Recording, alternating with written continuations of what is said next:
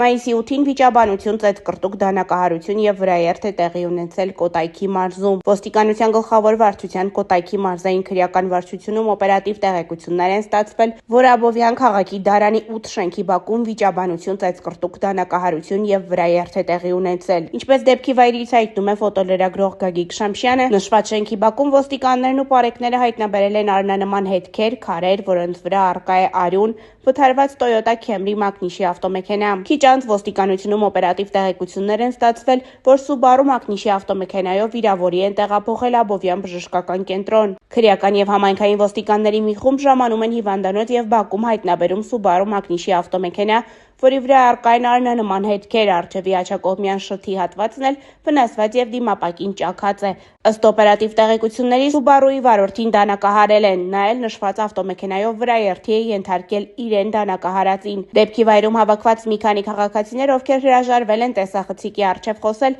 ասել են, որ վիրավորներից մեկը Աբովյանում հայտնի Սալդատ մականվամբ ինչ-որ անձնավորություն է, ով մշտապես քրեական պատմությունների կիզակետում է եղել ու դրական բնութագիր չունի։